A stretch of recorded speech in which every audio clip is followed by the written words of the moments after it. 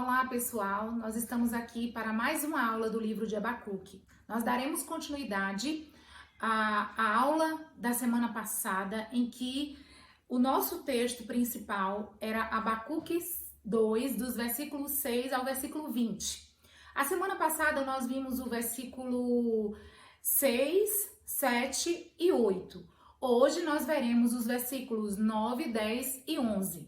Mas é bom a gente lembrar que esses versículos eles tratam de um contexto que vai do versículo 6 até o versículo 20. E esse texto, na realidade, nos mostra que quem semeia, né, colhe aquilo que planta, ou seja, a pessoa que semeia colhe a mesma semente. E no caso agora do texto, a gente vai ver que colhe a semente com mais abundância ainda. Por quê? Porque Deus é justo e todo mal terá a sua retribuição.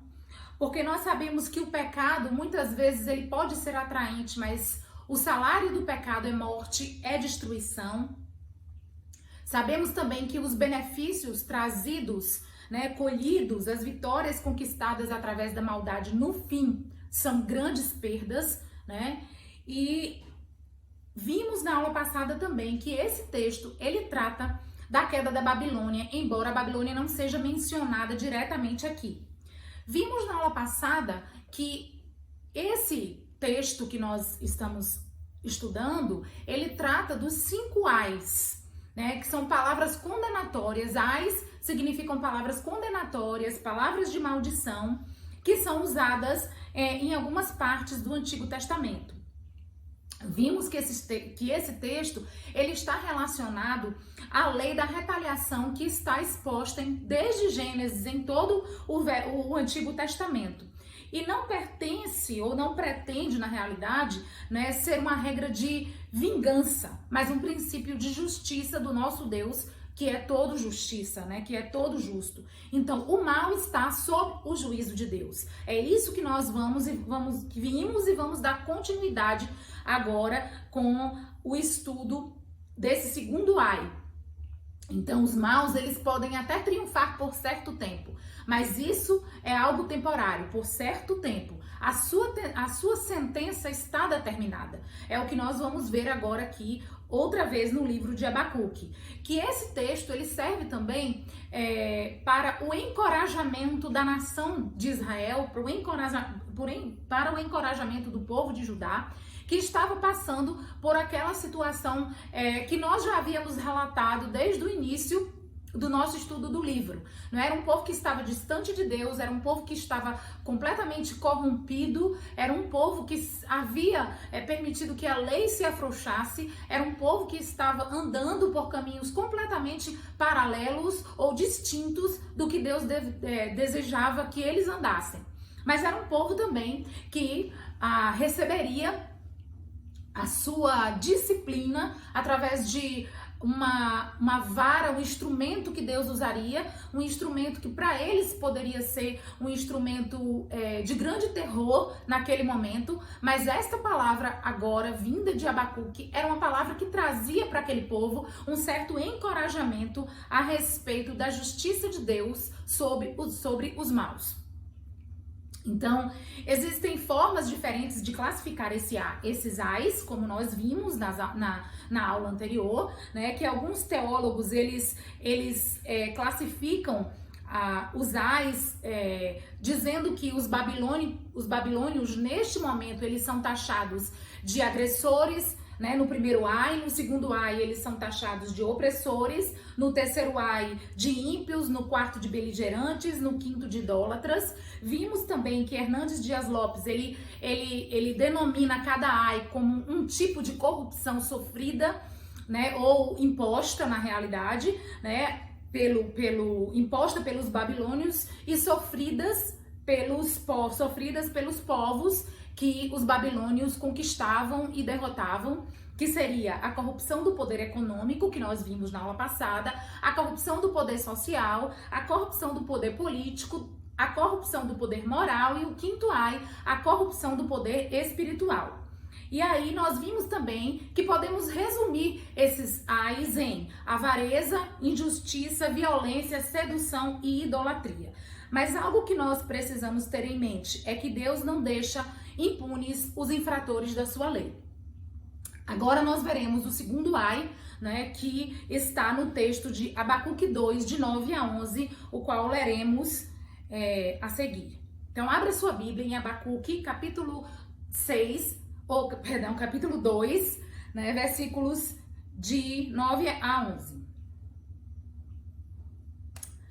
Ai daquele que, para a sua casa, ajunta cobiçosamente bens mal adquiridos, para pôr o seu ninho no alto, a fim de se livrar do poder do mal. Vergonha maquinaste para a tua casa, destruindo tu a muitos povos, pecaste contra a tua alma. Porque a pedra clamará da parede e a trave lhe responderá do madeiramento. Vamos orar. Senhor, nós queremos te agradecer por este texto, te agradecer pelas lições preciosas que o Senhor tem nos ensinado ao longo deste livro, no capítulo 1 e agora no capítulo 2, finalizando no 3.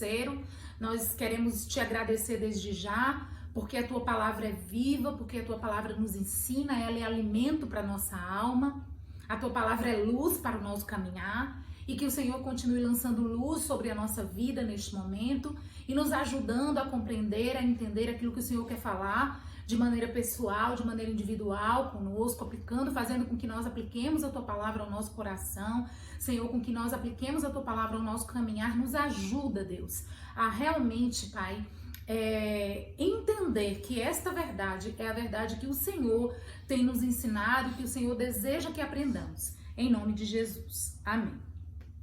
Bem, então, o segundo ai, né, a gente pode denominá-lo de o ai da opressão, né, o ai da injustiça, o ai da desonestidade, o ai da corrupção do poder social, como foi dito até por Hernandes Dias Lopes, né?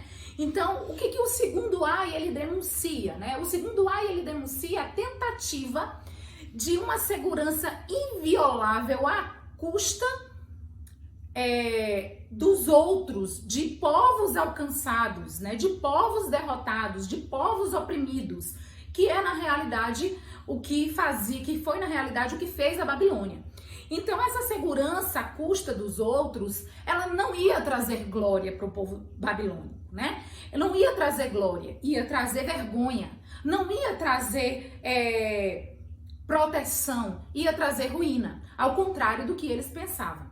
Então, este aqui, como nós vimos, né, pode ser a quebra, né, este item aqui, este ai, ele denuncia também a quebra do 10º mandamento: não cobiçarás a casa do teu próximo, não cobiçarás. Então, esse segundo oráculo de maldição, ele desenvolve o tema do primeiro, visto que ele menciona aqui a questão de um ganho injusto de bens adquiridos sob opressão de um determinado povo, sob a opressão de alguém. Então, bens adquiridos sobre a opressão de outros. O que Abacuque aqui está enfatizando é o propósito, as provas e os resultados da ambição dos caldeus, da ambição dos babilônios. Então, eles se encastelavam em seus palácios, eles se refugiavam, né, no topo de sua magnificência, da sua aparente segurança, pensando que jamais eles poderiam ser derrotados, jamais eles poderiam ser derrubados de lá. Então, como águias, eles colocavam o seu ninho no lugar mais alto, que é o que o texto nos mostra. Então, o propósito dos caldeus aqui era a exaltação de si mesmos. Eles se exaltavam, se vangloriavam de ser um povo realmente belicoso e um povo poderoso. Então, o poder econômico, ele oferece sim essa falsa sensação, essa sensação de segurança que as pessoas têm no dinheiro, no poder, na fama, no que possuem. E aí, o opressor, na realidade, né, o povo caldeu aqui, pensava que a sua posição ela era invulnerável, né? Eles não se viam como vulneráveis. Eles não achavam que iam cair do pedestal, né? Que o seu ninho seria derribado do mais alto lugar que pudessem colocar. Eles não viam isso. Então nós vamos destacar nesse texto alguns fatos bem importantes. O primeiro deles é que o desonesto ele está debaixo de um ai condenatório. O povo caldeu, que era um povo desonesto, era um povo opressor, era um povo realmente que estava recebendo ou conseguindo bens, né, em cima da opressão de outros. Era um povo que estava debaixo de uma sentença condenatória de Deus. O profeta Abacuque é contundente quando ele diz aqui: ai daquele que ajunta em sua casa bens mal adquiridos. Então o desonesto, ele pode parecer esperto, ele pode parecer feliz, ele pode parecer vencedor, mas ele está sim debaixo de uma sentença de maldição. É o que o texto nos traz aqui. Então o seu pecado o achará. E o interessante é que ele será apanhado pelas cordas de engano do seu ambicioso coração. Era isso que ia acontecer com o povo caldeu. Eles iriam ser presos nas suas garras de ambição. E a sua riqueza seria, no mínimo, o combustível da sua destruição. Então, esta é o primeiro fato que a gente pode analisar. É que o desonesto está debaixo de uma sentença condenatória. O segundo fato que a gente pode analisar aqui é que a segurança que o dinheiro mal adquirido, né, através de estratégias malignas, o dinheiro adquirido através da ruína de outros, através da desonestidade, ele oferece uma segurança temporária. Isso mesmo, uma segurança temporária. Então, o propósito desonesto em roubar, extorquir, saquear os bens alheios e construir sua própria fortuna, e construir os seus palácios, e construir a sua vida desse jeito, né, nos altos penhascos, longe de perigos e ameaças, é uma mera ilusão, é uma quimera. Porque, na realidade, as pessoas, elas pensam que vão se sentir protegidas e seguras por causa do seu poder e do dinheiro que possuem, né, das casas luxuosas que possuem, mas o dinheiro não é o fundamento da segurança de ninguém. Dinheiro e fama não é fundamento de segurança, da segurança de ninguém. Não foi dos caldeus, não foi daquele povo beligerante, daquele povo imponente, né, daquele povo temido, não foi e não é de ninguém. Então, eles buscaram se tornar invulneráveis, né, ao ataque, como águias que constroem seus ninhos no penhasco mais alto, né, no local mais elevado. Eles se achavam inacessíveis, né, invulneráveis, intocáveis. Mas, na realidade, isto era algo falso. Sabe por quê? Porque o terceiro fato que a gente vai analisar agora é que o dinheiro é um falso refúgio. Sim. O dinheiro é um falso refúgio, ele não pode livrar o homem das garras do mal. O dinheiro não pode livrar o homem das garras do mal. Só Deus pode fazer isso. Só Deus pode fazer isso. Um comentarista, o Wesley, ele diz que os babilônios, eles tomaram terras que não lhe pertenciam a fim de construir um império que os glorificasse, a fim de construir um império que os fizesse entrar para a história como um povo mais poderoso e que isso poderia lhes garantir proteção. Era o que eles achavam. Mas não há posição geográfica, não há poder político ou econômico que possa oferecer uma verdadeira segurança. Na realidade, só Deus nos oferece a verdadeira segurança. Esta não era a visão daquele povo, como não é a visão de muitas pessoas. Muitas pessoas se sentem seguras com as suas contas bancárias, se sentem seguras com aquilo que elas construíram ou possuíram. E no final das contas, só Deus pode trazer a nossa segurança. E principalmente nesse caso aqui, tendo tudo isso sido construído através de opressão, através de injustiça e através de desonestidade. Então, a segurança da Babilônia, dos caldeus, era uma segurança falsa, pois nenhum indivíduo, nenhuma nação pode construir muros o suficiente para deixar Deus de fora. Os muros e as nações, os muros que as nações construíam, elas não serviam para protegê-los de tudo e de todos.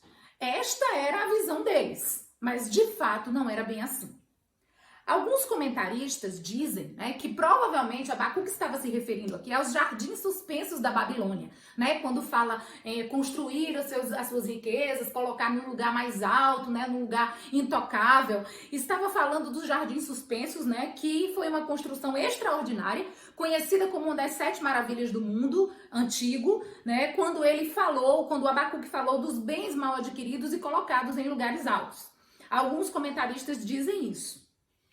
Bem, sendo esta referência aos jardins suspensos da Babilônia ou não, a gente sabe que Abacuque estava se referindo à falsa segurança e ao falso desejo de proteção através de muros que fossem intocáveis, através de palácios que fossem impenetráveis, né? Muros que fossem intransponíveis, e a gente sabe que essa segurança aqui era uma falsa segurança. Então, o quarto item que nós agora vamos mencionar, o quarto fator que nós precisamos analisar no texto, é que a riqueza, né, que precisamos observar do texto, é que a riqueza adquirida pelos instrumentos da corrupção, ela traz vergonha e não sucesso. Então, Abacuque diz aqui no versículo 10, vergonha maquinaste para a tua casa, destruindo tu a muitos povos, pecaste contra a tua alma. Olha que texto forte. Eles, portanto, pecaram contra as suas próprias almas. Embora parecesse aqui somente que eles estavam pecando contra os outros, né? Se a gente observar o povo da Babilônia, se a gente observar os babilônios, os caldeus, a gente ia dizer, esse povo só pecou contra os outros. Esse povo destruiu os outros, eles pecaram contra os outros. Mas na realidade, Abacuque diz que eles pecaram contra a sua própria alma. Eu achei tão forte esse versículo, e pensando sobre isso, a gente percebe aqui que o pecado é sempre uma ofensa contra Deus, violando a sua lei. É sempre uma ofensa contra o outro, neste caso, quando se peca contra o outro, violando os seus direitos. E nunca vai deixar de ser um pecado contra a sua própria alma, deixando-a, no caso dos caldeus, ser corrompida pela ganância, que foi o que aconteceu. Então, a vida de um homem não consiste na abundância dos bens que ele possui. Não consiste. A riqueza é bênção quando ela procede de Deus e do trabalho honesto e de uma vida honesta. Aqui ninguém está falando que a riqueza é maligna, ou é malévola, né? Ou é maléfica, ou é maldição, não é isso. Mas o amor ao dinheiro, a Bíblia diz, né? É a raiz de todos os males. A ganância, né? A avareza. Então a gente observa que quando a riqueza é acumulada pelos malabarismos da corrupção, ela sim é uma vergonha declarada e pura perda. Então, os caldeus, por meio da sua ganância, eles eram insaciáveis. Eles não mediam esforços para conseguir o que eles queriam. E no fim, eles estavam colhendo desgraça e vergonha, porque acabariam perdendo tudo isso e a própria vida, né? Pecaram contra a sua própria alma. Jesus perguntou: que aproveita o homem ganhar o mundo inteiro e perder a sua alma? Jesus também advertiu aos discípulos: tende cuidado e guardai-vos de toda e qualquer avareza. Lucas 12, 15. O outro versículo que eu mencionei, Marcos 8, 36. E este: tende cuidado e guardai-vos de toda e qualquer avareza. Lucas 12, 15. Então, a riqueza mal adquirida, em vez de trazer proteção, ela traz danos. É o quinto fato que a gente observa aqui, né? É a quinta situação que a gente está observando agora no texto, né? O quinto ponto para a gente analisar é que a riqueza mal adquirida, em vez de trazer proteção, ela traz danos. Então, o avarento, ele só consegue atrair uma coisa: opróbrio para a sua própria casa, vergonha para a sua própria casa, ruína para a sua própria casa. No versículo 11 a gente vê isso, né? Ao invés de trazer segurança e proteção das garras do mal, os bens mal adquiridos testemunharão publicamente contra os avarentos. Então, em vez de livrar a sua pele do mal, seria na realidade um combustível para lhe devorar a carne.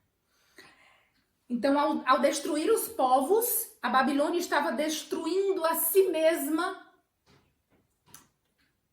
pelo julgamento divino.